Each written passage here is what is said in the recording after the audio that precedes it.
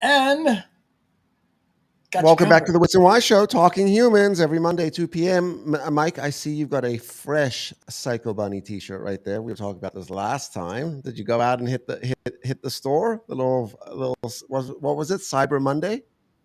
I did it online, and my wife says I screwed up because I look better with a V-neck versus a circle. I have a fat face, and Mhm. also she says I look like an old man because I bought the large, and it's a little bit over my shoulder. Knowing that after goes to the dryer a few times, it shrinks down. Versus Correct. like the thin, and after like 3 or 4 times, it's so freaking tight. I gotta keep going like this. So I screwed up, Yeah, but that's okay. it's No. You know, comfortable. Look at this. when it comes down to this brand, it does shrink if you put your shirts in the dryer. By the way, I do not put my t-shirts in the dryer. I hang dry my t-shirts for that exact reason, which is they shrink and in all the wrong ways. So there's a little bit of advice for everyone. Don't put your t-shirts in the dryer. All right. So what do you mean hang dry them? What does that mean? What do you So do with them? so I get a You coat have like hanger and like a nice coat hanger with the thick shoulders, right? Because you don't want the little wire ones because then they leave sort of 2 points in the top of the shoulders, right? When they dry. So you need a yeah. nice sort of, round, sort of proper, like invest Amazon. Don't cheap out, come in packs. Get them, and then I get a little line. And what we do is we hang all the shirts on an individual hanger and they dry. You've never heard of this? No. Maybe I was single for too long. That's great. Yes. All right. I wanted Yes. to ask because we're probably not going to be doing another show next week because we are well into the holiday season. I'm actually shutting my office down as of Tuesday next week and giving the team as much time off to relax and recharge. And it's that time of year where we sort of reflect about the year, which what went well, what were my challenges, what did I not do so well. So I wanted to ask you for today's episode and for the audience, as an entrepreneur running a business, you went through a lot this year. I think we all did, pros and cons. Let's talk about not what the wins were, because everyone talks about wins, right? Oh, this year was great. I did this, I hired more people. What were some of the failures or the challenges or the bumps or the obstacles that you faced this year? And what were some of the lessons that came from that? Great question. That's a Wits. That's why we have Wits on the show. This is what I bring to the table.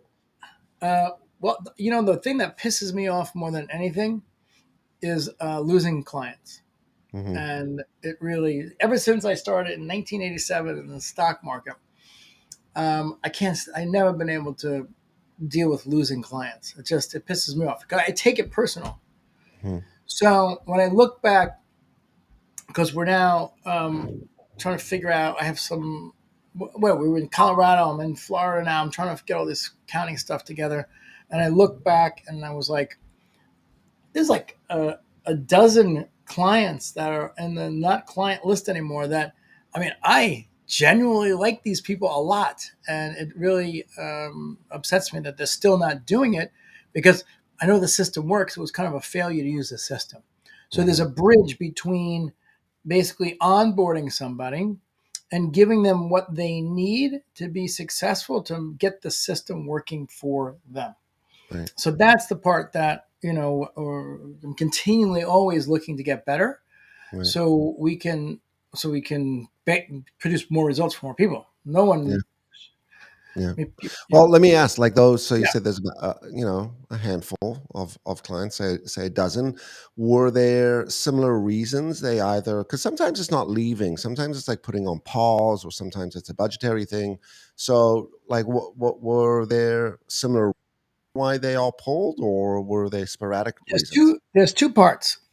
Okay. One, it's like, all right, we know if you want to be successful, the way to do it with our program is you teach. So there's a content production that either is easy for people or Hmm. it's not. Hmm. So from a time standpoint, they never got into the routine, and it's like lifting weights. You're not going to go to the gym and lift bench 250.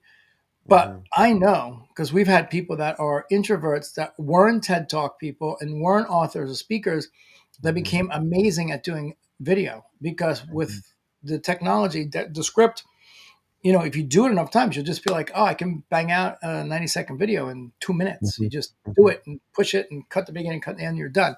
So that's one part of it. mhm, The second part of it, and I was just on with a woman who's, amazing.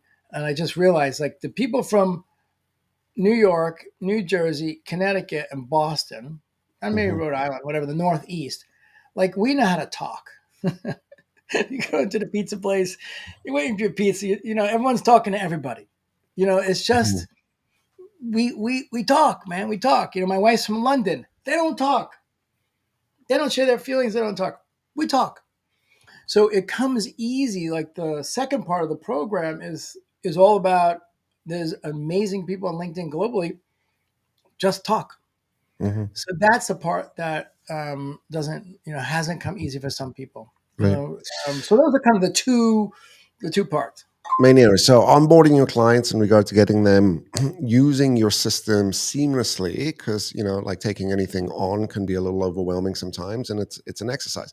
You're right. I mean, look, I think the one other thing I was going to ask you is from a place of artificial intelligence, like these programs like Jasper.ai. There's a lot of writing that needs to go up with some of these posts as well. Have you thought about part of your services to your clients moving forward, bringing that piece in? So they just need to produce the video, gets into your system. All of a sudden, the captioning, the hashtagging is all done from an AI standpoint. So a fantastic question, and it's just a new one that just came out that is blowing up Mhm, because it's sort of the next generation. But the answer to your question is yes, we do it. We have now US based writers, and mhm, I don't. I bought. I'm a software fanatic, so I own 12 AI softwares, like mhm, annual. I mean, lifetime subscriptions, and I like them. They're good tools to get like 50 to 70% of the way there, but mhm. at the level that we're dealing with, we have US based writers, and if they're Right, using it, I don't mind. Like if they're right. doing their 50 or 60% and they're using it, good for them. I Mhm, just care about the finished product. And so we have great writers now and a great process in the system that we're banging mhm, out these 850 word posts, super high quality. And I know that they're good, not because I say so, or the client likes them, because the people on LinkedIn like them. That mhm, whole problem, empathy, cost of action. So that's one thing that we've done. And so we have a lot of clients that are now taking us up on that. And the beautiful thing about that as well is that those pieces that get created can be used everywhere else. So mhm, you can use them for two pieces a week on your LinkedIn. I mean, your email marketing and Facebook, whatever. The next thing that's about to come out, which also I've been working on for a long period of time, is me being able to interview someone for 30 minutes a month. mm, And I'm involved to make sure that we're pulling out 8 amazing segments. And it's done on Riverside.fm, which you and I have spoken about that software. It's all mhm. 4K, 2 tracks for video, 2 tracks for audio, and then that's it. They're done. So then I take that, it goes to my video editing team, and which are amazing video editors. We're going to chop it up into the 90-second videos, and then we're going to take that and give it to the writing team because we've got the topics in there. They just need to be pulled Right. out and You could also written. just transcribe it and then give it to the writing team, and they could edit it. Yes, that's what we do. Transcribe it, and then like we don't really do a lot of this because we're just focusing on LinkedIn. But a lot of my clients, like you, are on Instagram, Twitter, YouTube, TikTok, and Facebook, and those stories and those shorts are killing it. So this company crushes it being able to do those 10-second things with beautiful branded frames with the words popping. Like I mean, personally, I don't do it, but I have a lot of clients that do it. So we actually, from that 30 minutes, can Mhm. do everything. And then not only can we take care of the posting on LinkedIn and do that job, but we can actually post it out to all their other social media platforms as well. So Super cool. that's brand new. That's been the writers took me a year to figure out the program where I'm like, all right, like I'm not going to be embarrassed if I turn this piece around to a client. And I test everything on myself. This also took me a year because, there's a lot of people that can edit video. You just cut in, cut out, cut in and out. They'll do it great. But to be able to give them something where they're smart enough to figure out where the talking points are. Um, That's the biggest challenge. I find that in my own content, which is like, if you're not involved in the call it creative and the direction, the individual, the editor might just miss some of those key talking points, or they might pick different talking points, right? So yeah, it's important to be involved in that creative yeah. process. So Cool. I know that we're going to jump off in a little bit. So the thing that didn't work, which I can't stand, is losing clients. And Hmm. it's like a puzzle. I just keep evolving and trying to fill in the gaps where there are those challenges.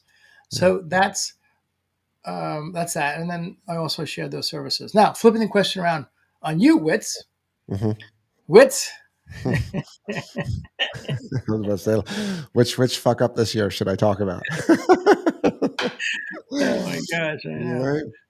That's No, the I was thinking. nature of what it's an absolute nature of what we do. And if you don't take Mhm, yourself too serious, then mhm. it's also part of the puzzle. That's fun.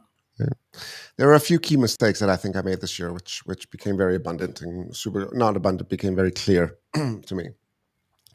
The first mistake that I sort of, might be sort of break it down a little bit, but without me realizing this, and just because we're creatures of habit, I started to go back to running the business and making certain decisions that I would have made before the pandemic that aren't going to work. In other words, you end up sort of repeating the past, right?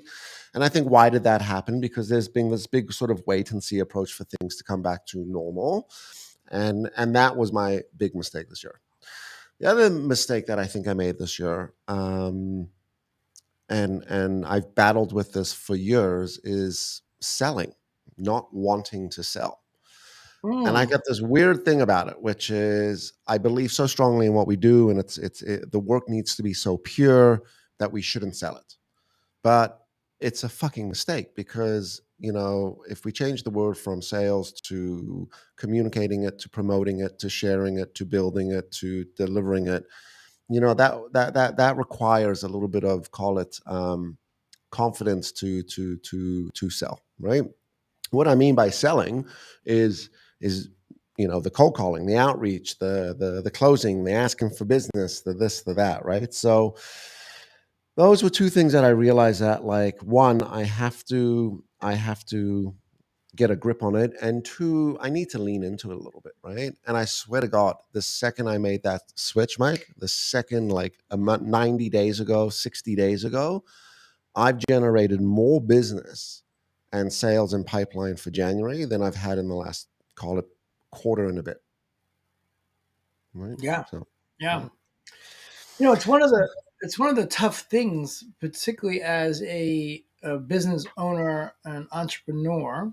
Like if you don't have, like, say, a sales team, as a larger organization does with I think a lot of good CEOs are always selling, but for like you and I, Hmm. there's this balance between, okay, I got to be selling, Hmm. because I'm gonna bring in the right deals and the good deals, and then if I move away from that to develop something or this, then there's a lull, and it's like, oh, I got to sell. There's a lull. There's a sell. I got to sell, and it's the step before.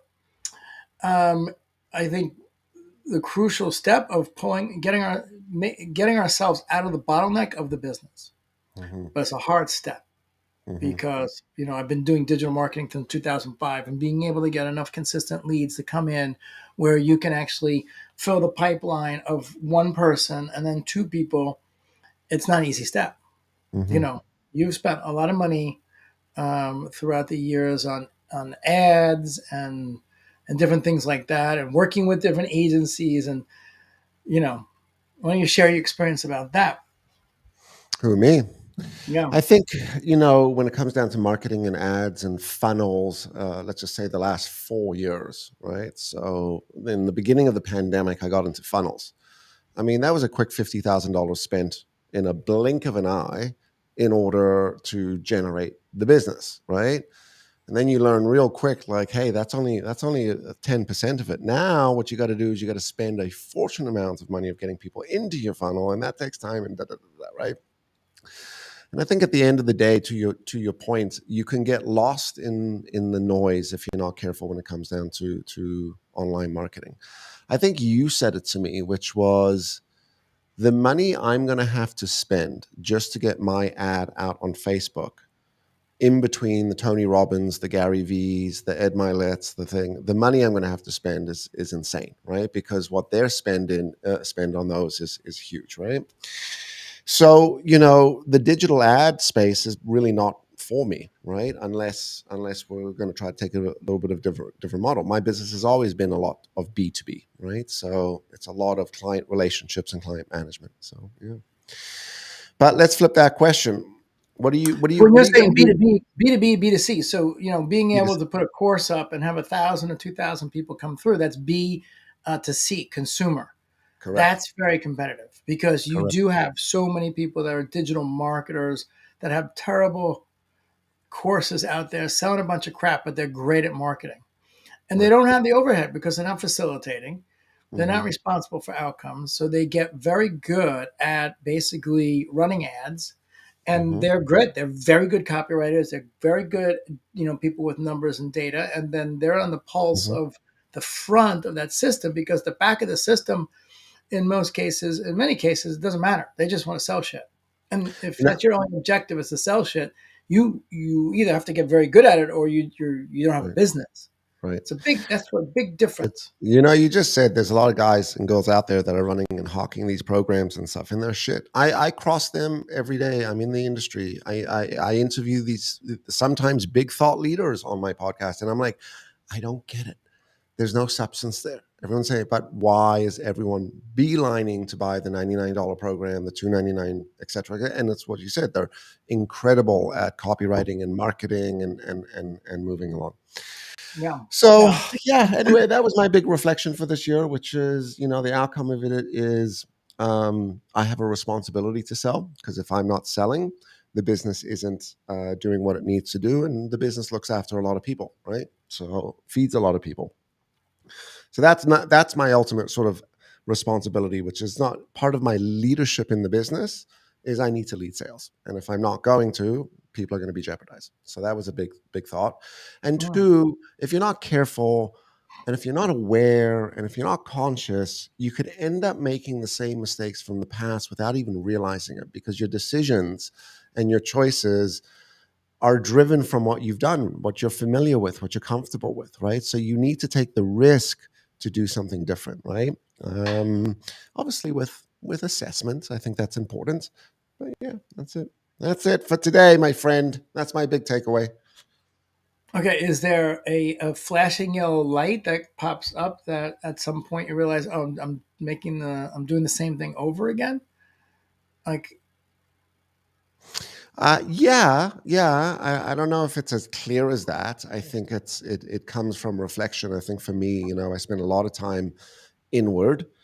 I wouldn't use the word meditate, but along those lines, a lot of deep thought, a lot of reflection, a lot of insight.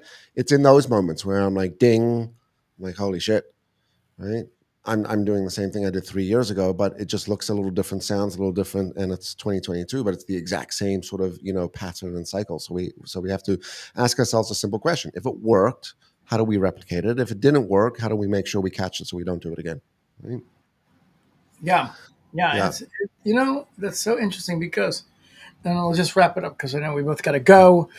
We love you, our audience. Next year, we are committed to having a lot more of you on with us, Witz and Weiss, and just talking either business and we got to get some into more spiritual topics. I like when we get into those. Um, and overcoming limiting beliefs and obstacles on a personal level. I love hearing people's Mhm. stories. But the thing is, you know, going back to my early days as a stockbroker, like, you're making $5 an hour, and the thing they teach you is just replicate what your mentor's doing. Mhm. And then every mentor, when they pick a stock, say, thankfully I only worked for places that pick quality stocks like, GE or whatever. Right, But right, right. literally it would take like 2 or 3 weeks to, do all the research and write up this selling script. And the selling script would be 10 pages, 15 pages, and objections. And then, they would be selling, and they would always have it in front of them. They would always follow the script. And then I got my license and I started doing it. And then inevitably, you're so good at, say it's IBM. After like 60 days, you've opened up 10 or 20 new accounts and you got it down. And that script then goes on the side of the table over there. You're feeling good about yourself. Standing up, you're doing all the right actions. And all of a sudden, 2 weeks go by. And instead of opening up, 5 accounts a week or whatever it was, you're at half. And then you realize that magic script is sitting on the edge of the desk. Mm-hmm. And what happens is that formula works, but you get so bored or whatever the reason is, you start going rogue on yourself. And it's interesting because when every Thursday, we're doing these meetings with the clients, and like, there's so much stuff that like worked for me that I'm not doing today. Like, it would come up. I'm like, we were doing that 2 years ago, that same strategy. Like, why aren't we still doing that? Mm-hmm. So it's not always about anything new, right? Sometimes, and that's why I said before, we got to know what works and how to replicate it and recognize when it's not and make those adjustments. It's very true. Very true. Very interesting. All right, my friend, why don't you wish the audience the best over the holiday season? December 12th. Yes, that's it. We've got a couple weeks left. Hopefully everyone's going to end the year stronger than you began. The next couple weeks are, it's a lot of pressure to fill the year end, but also holidays and getting pulled in different directions. So just be kind on yourself. There's only 2 weeks left, so not much is going to change, but just be kind to yourself and recognize that when you look back, you did bust ass and you did most of the things right. No one's perfect, and kind of enjoy it. And, next year, I'm very pumped for next year. Interest rates are all over the place. We got a crazy economy, recession, not a recession. You just got to sharpen the pencil, and you just got to make sure that you keep evolving. And if it's going to be a little tougher economic environment, we'll just get better. And we got to just push through and stay on the front edge, the leading edge. And, wishing you, a great 2 weeks, whatever holiday you're celebrating. We're going to be lighting a bunch of candles here and also celebrating Christmas because my wife's dad wasn't Jewish. So we got both things going on, which is going to be exciting. My wife's birthday. Oh my God. Amazing. So I got a lot of celebration, lots of reasons her to love celebrate. Language, and it's very high pressure for me. Her love language is gifts. And that's the lowest on my entire spectrum. Like, I don't even give two shits about gifts. I always screw it up, man. Yeah, well, it's not the actual gift. It's the exercise that you put in to think about what she wanted and going out to do it and put in the effort to go out and get it and then come back and share it. So. Yes. All right. So that's my wrap up. Thank you, everyone, for an amazing year. Yes, to the audience, if you enjoyed today's episode, a little chat between me and Mike, don't forget to like, don't forget to subscribe, and don't forget to share. We will see you on the other side of 2022, 2023, and taking off from Mike's thought about kindness. This is a reminder not just to enjoy the holidays, but we all need to put in a little more exercise and effort to be kind and nice because the world has been pretty fragile over the last couple of years, and all it takes is a little bit, or some of us, to put in that extra effort to be a little bit conscious, a little bit nice, a little bit kind, to hopefully have a positive ripple effect and to make this world a little bit of a better place. I wish all of you health and happiness, and we will see you in 2023.